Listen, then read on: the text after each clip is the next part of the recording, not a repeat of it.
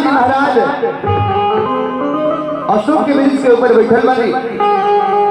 इन्हें किरदार राक्षसी अपना सखी लोग से गदरी हे सखी, अरे राती सुतला के बाद में हमें एगो सपना देखनी हो।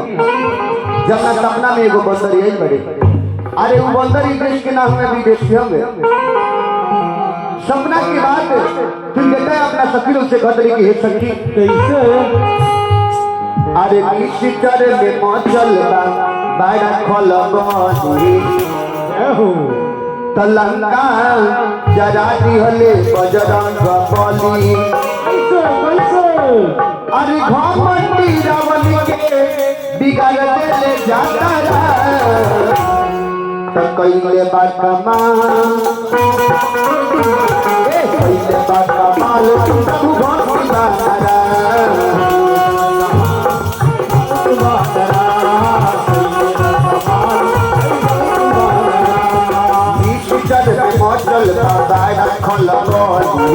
लंका जरा दिहले बजरंग बली।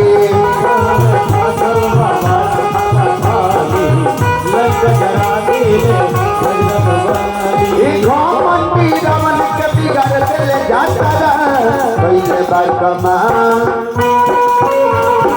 कइले बा कमाल प्रभु भक्त बारा।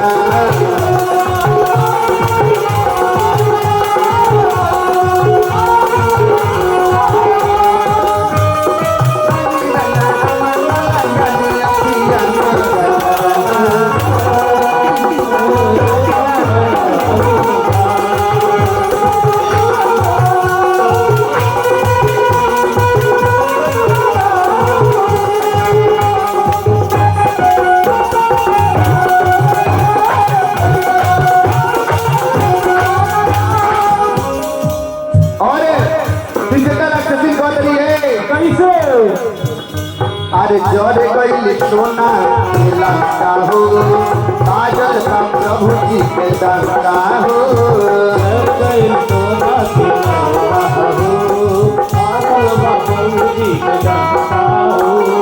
जोरे गई सोना के लंका हो, काजल का प्रभु जी के दंगा हो।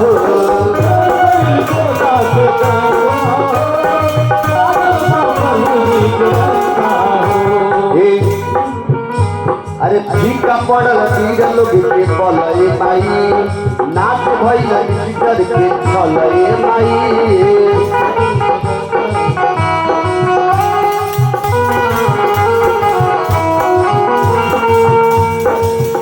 अरे फीका पड़ल तीर लोग के पलए माई, नाच भइल सीकर के छलए माई।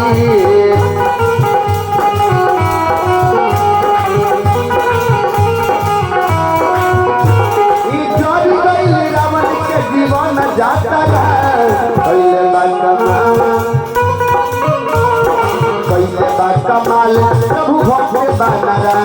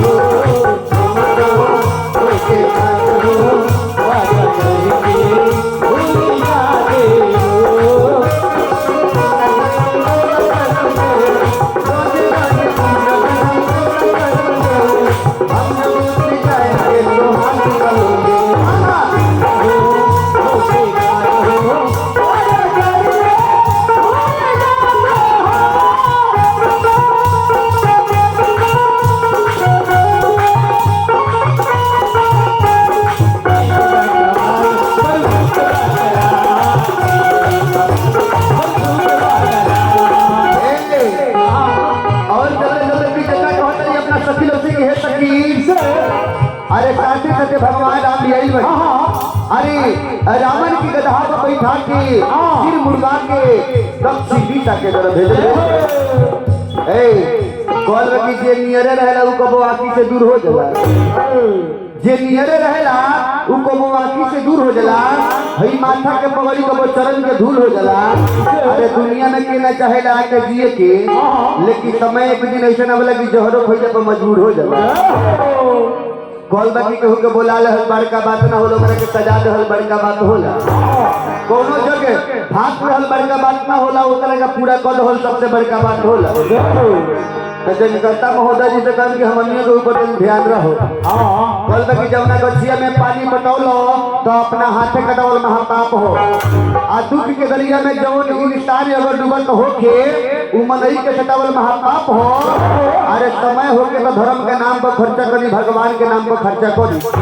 और कृष्ण नाच में लुटावल महापाप हो। तो तनी हमनियों के ऊपर ध्यान देते चली। अरे कलाकार के मन कैसे लगेला, ये विद्वान के नगरी हो, कलाकार के गांव हो। त्रिजटा राक्षसी कौतरी कैसे? अरे लंका के लोग बाटे राही लहो, राक्षस के काल की राही लहो।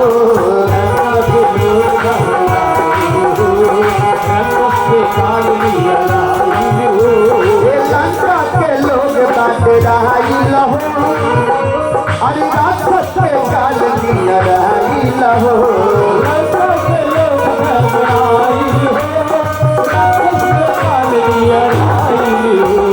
घर घर में हनुमत के चर्चा बा, एरा में बटाई सगरो परचा बा।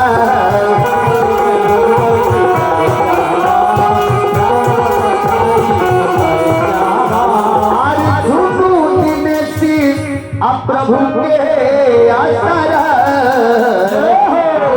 अरे कैले बाका प्रभु बानरा।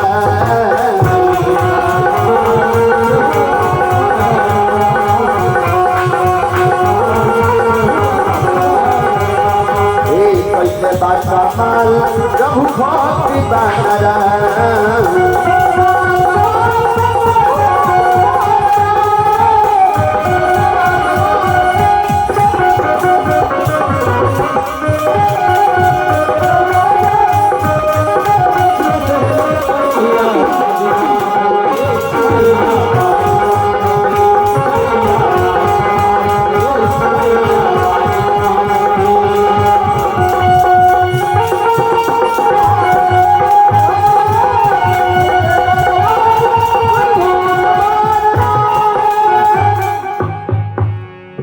प्रकार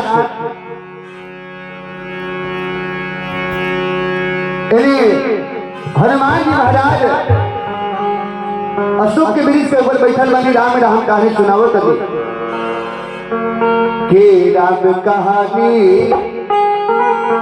सुनो रे राम कहानी, राम कहानी सुनो रे राम कहानी।